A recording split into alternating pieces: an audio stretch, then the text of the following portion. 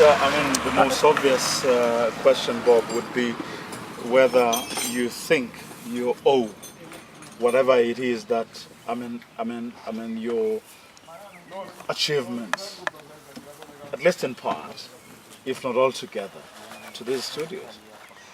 Well, I think it's a symbiotic relationship between the province at large and probably about 11 people, and I'll tell you why.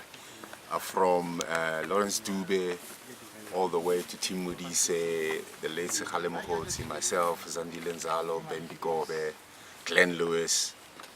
We all plied our trade in this province, and the province also gained from us as well. So it's pretty much symbiotic. But if I have to make it cellular to my level, I came to this town with nothing. I had 2 paper bags. One had LPs, and the other had toiletries and underwear. Because when I told my grandmother that I wanted to be a DJ, she didn't understand. So she said, everything I've bought you, you leave behind, take only what's yours. I know you'll come back. Not only did you become a celebrated DJ, but you became a singer in your own right. If you can call that singing, yeah. if you can call that singing. Wow. It was a proper springboard. I mean, you know, I drove around before I actually came to the capital. I actually drove around in town, and I saw a place that used to be called Top of the Town. It was a club where I used to get paid 250 rand a month when I got here. I lived in Unit 2, Kobosekhale, and you know, it was a very warm, wonderful beginning. I mean, I was a pest. I was a pain for you at the studios. I would be there every morning, and everybody actually knew me, but they didn't know what I was doing there.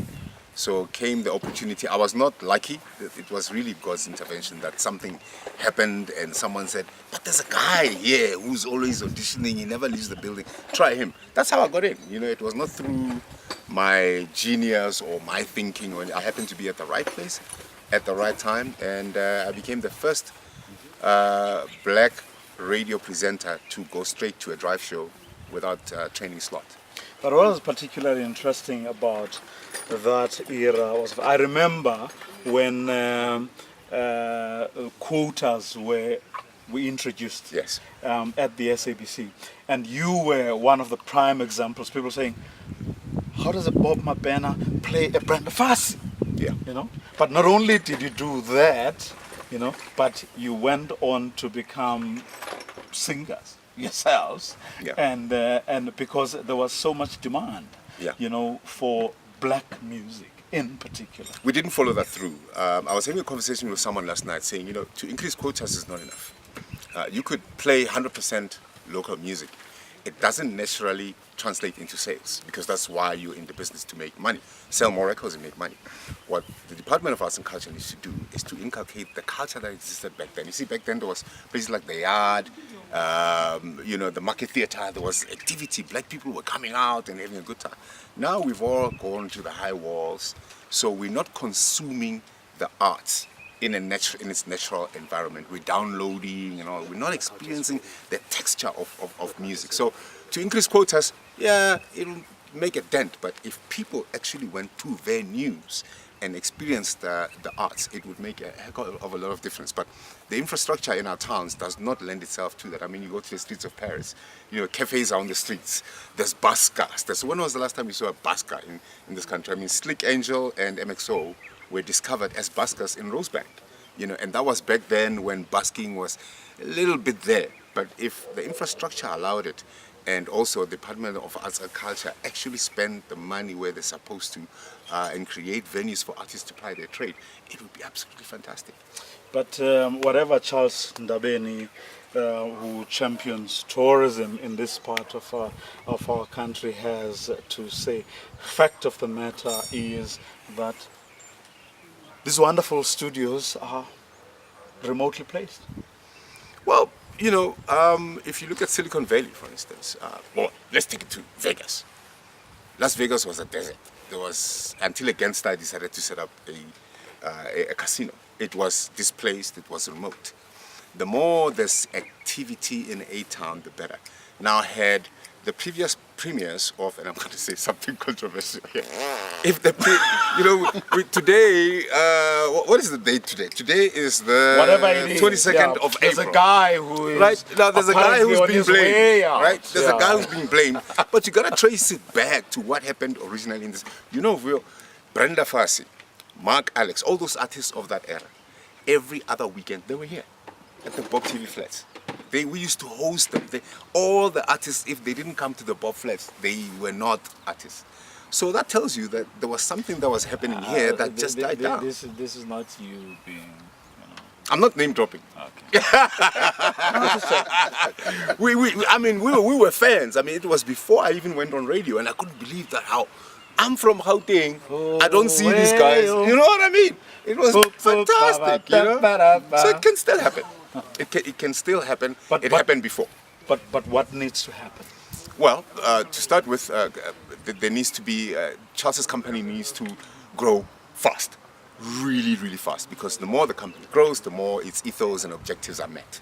And this province needs to support them in a big way. I mean, there's a golf course right here.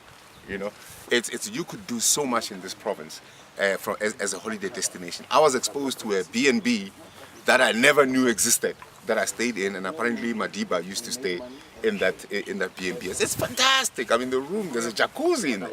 I don't even have a damn jacuzzi in my house. No, but you know what seems to be the problem is that South African Express partnered with the province, and in terms of how they can best utilize the airport. Yes. And guess where that is right now? Fell flat.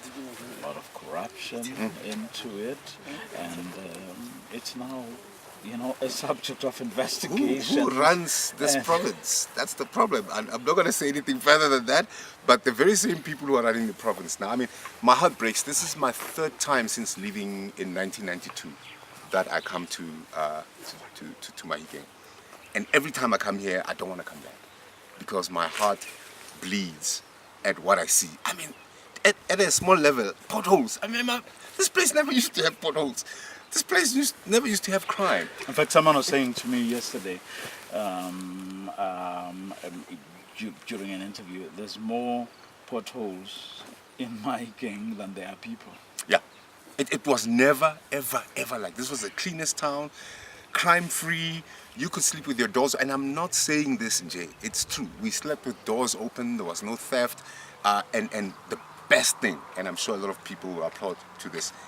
If you touched a woman in Mahikeng back then, there was probably no trial. I mean, it was almost like martial law. Stay to jail, you get beaten up, and that's that. And that's what we need. It was that kind of tranquil and peace. Did some things go wrong during Mangope's time? Yes, we can't run away from it. Was there a little bit of autocracy? Yes, there was. But look at what's happening in Rwanda. Right now, every household in Rwanda was given a cow. They can sell the milk, they can mate the cows. Every household is capacitated. But is there some kind of demagogue running that place? Yes, there is. Is there progress? Yes, there is. So I think sometimes people, especially in this country, when there are black people who've done great things, we are very easily swayed to look more at their negative side than their positive side. I mean, had Mangwini not died, some of us would still be thinking she killed Stompy, she was a horrible person, necklace. And it took some George bloody Fivers to tell us what we already knew. So I think we're not very kind on ourselves and achievements we've made. If I had the time and the wherewithal, I would have been at Hosi Lucas Mangope's funeral, because I experienced the growth and development that he developed in this province. I experienced it firsthand. The ultimate question, I guess, is what do you and I have to do to ensure that these studios and everything that surrounds them, actually not only survives, but thrives? Well, not only do we have to pray for Charles, because should he pass on, there's going to be problems. So he needs to lose a bit of weight.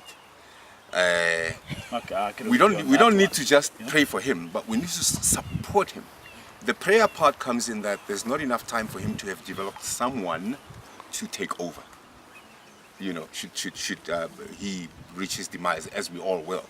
But we must pray for him, for God to give him more life, in order that he can multiply other Charleses.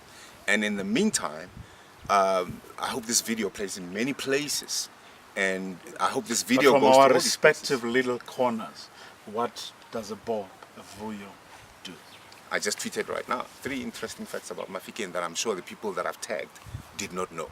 More knowledge. Knowledge is power, and that's a little thing, but it costs you nothing. You know, get on your phone, talk to a Charles, and say, you know, what makes this place special. It gives you 3, you tweet, and you may have an arrangement with him.